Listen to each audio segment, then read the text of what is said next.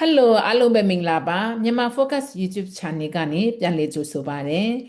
ဒီနေ့ဗီဒီယိုမှာတော့အခုတလောအရာနာမည်ကြီးနေတဲ့ Miss Grand Myanmar နဲ့ Miss Grand International အကြောင်းအမြင်လေးတွေဖလှယ်ကြည့်ချင်ပါတယ်ပေါ့နော်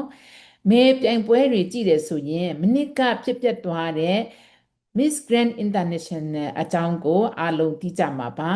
မတိလိုက်သူတွေအတွက်အနည်းငယ်ပြန်ပြီးတော့ highlight လေးတွေပြောကြည့်မယ်ဆိုရင် Miss Grand International President လည်းဖြစ် Owner လည်းဖြစ်တဲ့ Mr. Nawat က Miss Grand International 2024ပြိုင်ပွဲအစပိုင်းမှာ Miss Grand Myanmar တဲစုငိမ့်ကိုအရန်မျက်နှာတာပေးခဲ့တာတွေ့ရပါတယ်မြန်မာအလှမယ်တဲစုငိမ့်နဲ့ဆရာချူရဲ့စ조사မှုတွေကြောင့်လည်းနိုင်ငံတကာမီဒီယာနဲ့နိုင်ငံတကာပရိသတ်တွေရဲ့စိတ်ဝင်စားမှုကိုရခဲ့ပြီးအတော်လေးရေပန်းစားခဲ့တာလည်းတွေ့ရပါတယ်။အဲ့ဒီနောက်ပိုင်းမှာတော့ crown ဆောင်ဖို့တိုးတိုးတိတ်တိတ်ငွေကြေးတောင်းဆိုမှုတွေရှိတယ်ဆိုပြီးဖြစ်လာချင်းဆီယာထူးကမလိုက်လျောပေးနိုင်ရာကနေအစင်မပြေမှုတွေဖြစ်လာပြီးကြရက်တွေတော်တော်ထားခဲ့တယ်လို့သုံးသပ်လို့ရပါတယ်။အဲ့ဒီနောက်မှာတော့စင်ပေါ်မှာမြင်မကောင်းရှုမကောင်းဖြစ်တာတွေရှိပါတယ်။ Mr. Nawat ကလည်းမေတွေနဲ့အစမပြေမှုတွေဖြစ်လာချိန်မှာသူ့ရဲ့အလှမေတွေကိုမဆိုင်တဲ့အရာတွေပြောတာ Miss တို့ရဲ့ဖြစ်တည်မှုကိုbody shaming လုပ်တာတွေရှိပါတယ်အဆင့်အတန်းသိမ့်မရှိဘူးလို့လည်းပြောလို့ရပါတယ်2024 Miss Grand International ပြိုင်ပွဲကိုလည်းကမ္ဘောဒီးယားနိုင်ငံမှာကျင်းပနေရကနေပြဿနာဖြစ်လာပြီးချက်ချင်းကြီးအလှမေတွေအားလုံးကိုထိုင်းနိုင်ငံကိုခေါ်ချလာပြီးတော့ထိုင်းနိုင်ငံမှာပြန်လည်ကျင်းပစေခဲ့ပါတယ်ကမ္ဘောဒီးယားနိုင်ငံကတော့ရင်ကွဲပက်လက်နဲ့ကြံခဲ့တာပေါ့အဲ့ဒီနောက်မှာတော့တေစုငိမ့်နဲ့ဆရာထူးနဲ့ပြဿနာဖြစ်ပါတယ်မြန်မာပြည်သက်တွေကလည်းရင်ကွဲရပြန်တယ်လို့ပြောလို့ရပါတယ်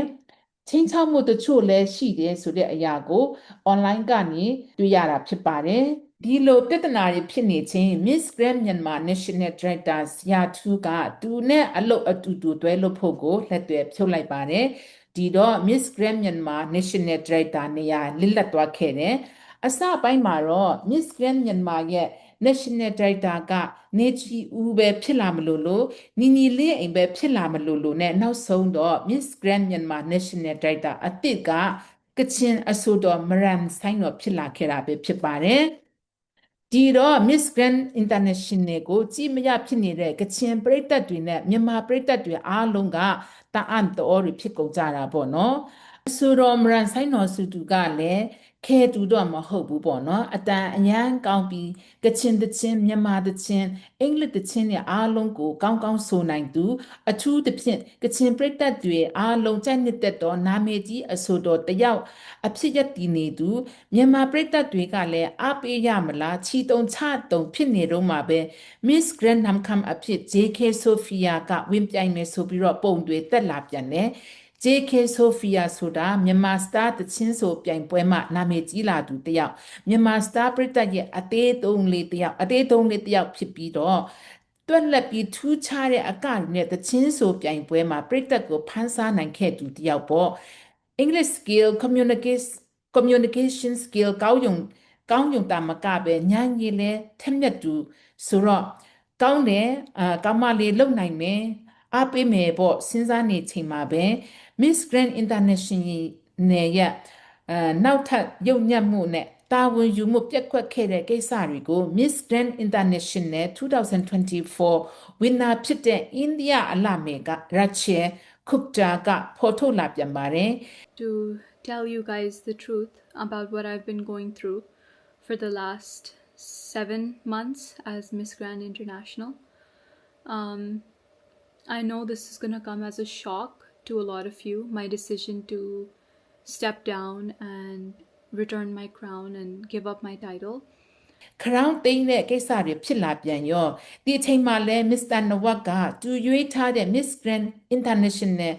winner ဖြစ်တဲ့ Queen India အလှမယ်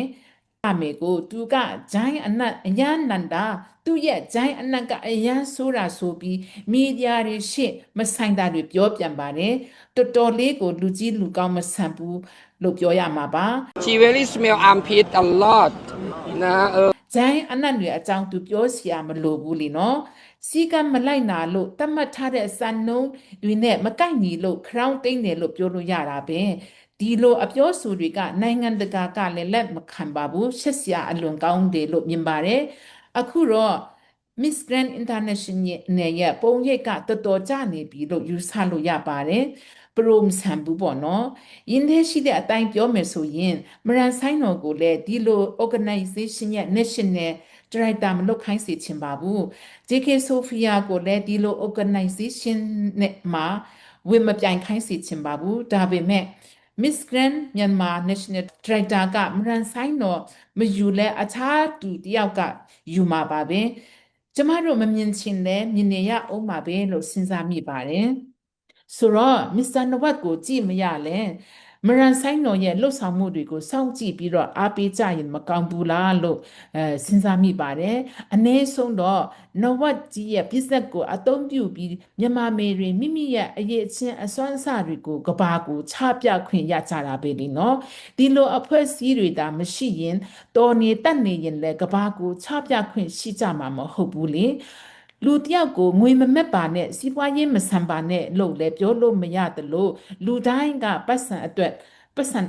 အလုပ်လုပ်နေကြတာပဲမဟုတ်လားဆိုတော့မြန်မာအလမေတွေကမ္ဘာစမြစ်ထက်မှာအရေးချင်းတွေထုတ်ပြနိုင်ကြပါစေတောက်ပနိုင်ကြပါစေစူးစမ်းပါမြန်မာနိုင်ငံအနေထားနဲ့မင်းတို့တွေအခုလိုလုပ်နိုင်တာကိုချီးကျူးဂုဏ်ယူပါတယ်တနေ့အောင်မြင်မှုရမှာပါဝိနာမဖြစ်သေးလဲကိစ္စမရှိဘူးဝိနာဖြစ်ရင်လည်းအန်တီများသေးတယ်မြန်မာပြည်သက်တွေလည်းညံသုံးကြပေါ့နော်ဒါတွေကကျမရဲ့အမြင်နဲ့သုံးသပ်ချက်တွေပေါ့နော်မိတ်ဆွေတို့ကတော့ဘယ်လိုမြင်ကြတယ်လဲအမြင်ချင်းတူကြရဲ့လား comment လေးတွေရေးသွားကြပါနော်ကျမရဲ့အမြင်နဲ့သုံးသပ်တယ်ဆိုပေမဲ့လည်းကျမကိုယ်တိုင်လည်းလေးလာပြီးတော့ပေါ့နော်သတင်းမီဒီယာတွေမှာဖော်ပြတဲ့အကြောင်းအရာတွေကိုစာတွေကိုဖတ်ပြီးတော့လေ့လာပြီးတော့ကျမလည်းသုံးသပ်တာပဲဖြစ်ပါတယ်ဒါနဲ့စကားမဆက် Miss Grand မြန်မာမှာ JK လေးဝင်နာရရင်ကောင်းပါပဲလို့စဉ်းစားမိပါတယ်။သူလုံနိုင်မယ်လို့လည်းယုံကြည်ပါတယ်။ Pre-arrival top 5 dinner က interview ကိုလည်းကြိုက်တယ်။ over လည်းမဖြစ်ဘူးကွက်တိဖြစ်တယ်ဆိုတော့ moving on JK you can do it so ဒီနေ့ဗီဒီယိုကိုဒီမှာပဲအဆုံးသတ်ပြရစီဗီဒီယိုကိုအဆုံးထိကြည့်ပေးသူအားလုံးကိုလည်းကျေးဇူးတင်ပါတယ်ဆိုတော့ဒီဗီဒီယိုကိုကြိုက်နှစ်သက်တယ်ဆိုရင် like and subscribe လေးတွေလည်းလုပ်ခဲ့ပါအောင်เนาะ